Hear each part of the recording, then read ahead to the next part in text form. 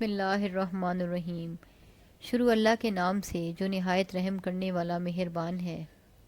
اللہ کی پاکیزگی بیان کرتا ہے جو بھی آسمان میں اور جو بھی زمین میں ہے، اور وہ غالب حکمت والا ہے۔ وہی ہے جس نے نکالا اہل کتاب کے کافروں کو ان کے گھروں سے، ان کے پہلے ہی اجتماعی لشکر پر۔ تمہیں گمان بھی نہ تھا کہ وہ نکلیں گے، اور وہ خیال کرتے تھے کہ ان کے قلعے انہیں اللہ سے بچا لیں گے، تو ان پر اللہ کا غضب ایسی جگہ سے آیا جس کا انہیں گمان بھی نہ تھا، اور اللہ نے ان کے دلوں میں رعب ڈالا، اور وہ اپنے ہاتھوں سے اور مومنوں کے ہاتھوں سے اپنے گھر برباد کرنے لگے۔ تو اے بصیرت کی نگاہ والو، عبرت پکڑو۔ اور اگر یہ نہ ہوتا کہ اللہ نے ان پر جلا وطن ہونا لکھ رکھا ہوتا تو وہ انہیں دنیا میں عذاب دیتا، اور ان کے لیے آخرت میں جہنم کا عذاب ہے۔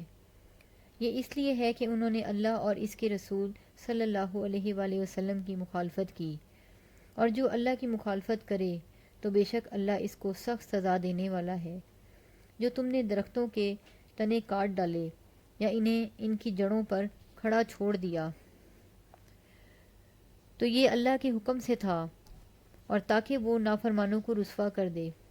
اور اللہ نے اپنے رسول صلی اللہ علیہ وآلہ وسلم کو ان بنو نصیر سے جو مال دلوایا، تو نہ تم نے ان پر گھوڑے دوڑائے تھے اور نہ اونٹ، بلکہ اللہ اپنے رسولوں کو جس پر چاہتا ہے مسلط فرما دیتا ہے، اور اللہ ہر شے پر قدرت رکھتا ہے۔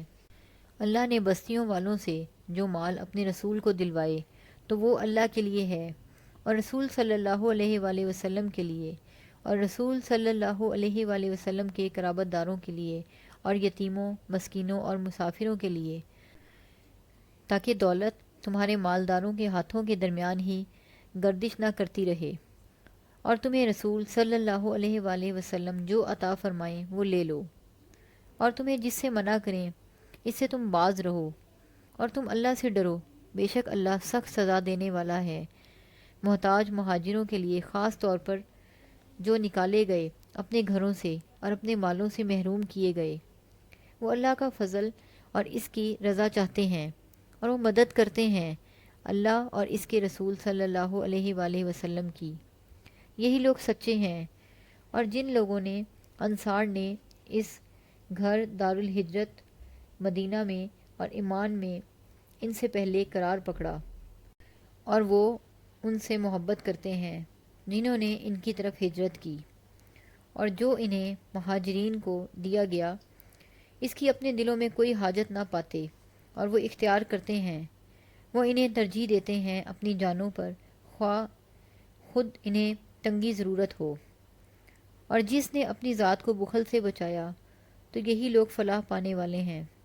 اور جو لوگ ان کے بعد آئے وہ کہتے ہیں، اے ہمارے رب، ہمیں اور ہمارے بھائیوں کو بخش دے، وہ جنہوں نے ایمان میں ہم سے سبقت کی، اور جو ایمان لائے ہمارے دلوں میں، ان لوگوں کے لیے کوئی کینہ نہ ہونے دے۔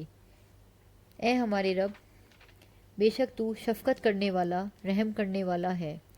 کیا آپ صلی اللہ علیہ وآلہ وسلم نے منافقوں کو نہیں دیکھا؟ وہ اپنے بھائیوں کو کہتے ہیں جو کافر ہوئے اہل کتاب میں سے، البتہ اگر تم نکالے جلا وطن کیے گئے تو ہم ضرور تمہارے ساتھ نکل جائیں گے، اور تمہارے بارے میں کبھی ہم کسی کا حکم نہ مانیں گے، اور اگر تم سے لڑائی ہوئی تو ہم ضرور تمہاری مدد کریں گے، اور اللہ گواہی دیتا ہے کہ بے شک یہ جھوٹے ہیں۔ اور اگر وہ جلا وطن کیے گئے تو یہ نہ نکلیں گے ان کے ساتھ، اور اگر ان سے لڑائی ہوئی تو یہ ان کی مدد نہ کریں گے، اور اگر مدد کریں گے بھی تو وہ یقیناً پیٹھ پھیریں گے، بھاگ جائیں گے، پھر کہیں بھی وہ مدد نہ کیے جائیں گے۔ یقیناً ان کے دلوں میں تمہارا ڈر اللہ سے بہت زیادہ ہے۔ یہ اس لیے ہے کہ وہ ایسے لوگ ہیں جو سمجھتے نہیں۔ وہ سب مل کر بھی تم سے نہ لڑیں گے، مگر بستیوں میں قلعہ بند ہو کر یا دیواروں فصیل کے پیچھے سے آپس میں ان کی لڑائی بہت سخت ہے۔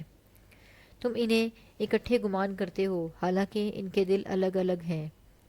یہ اس لیے ہے کہ وہ ایسے لوگ ہیں جو عقل نہیں رکھتے۔ ان کا حال ان لوگوں جیسا ہے جو قریبی زمانے میں ان سے قبل ہوئے ہیں۔ انہوں نے اپنے کام کا وبال چکھ لیا، اور ان کے لیے دردناک عذاب ہے۔ شیطان کے حال جیسا۔ جب اس نے انسان سے کہا تو کفر اختیار کر، پھر اس نے کفر کیا تو اس نے کہا بے شک میں تجھ سے لا تعلق ہوں۔ تحقیق میں تمام جہانوں کے رب اللہ سے ڈرتا ہوں، بس دونوں کا انجام یہ ہے کہ وہ دونوں آگ میں ہوں گے، وہ ہمیشہ اس میں رہیں گے، اور یہ سزا ہے ظالموں کی۔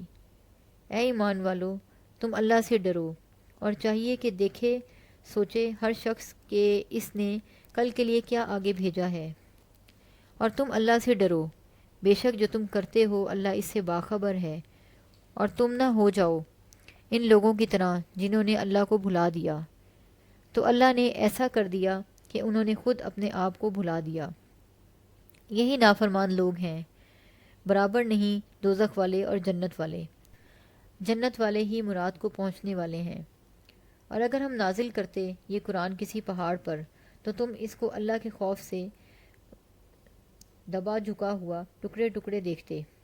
اور یہ مثالیں ہم لوگوں کے لیے بیان کرتے ہیں تاکہ وہ غور و فکر کریں۔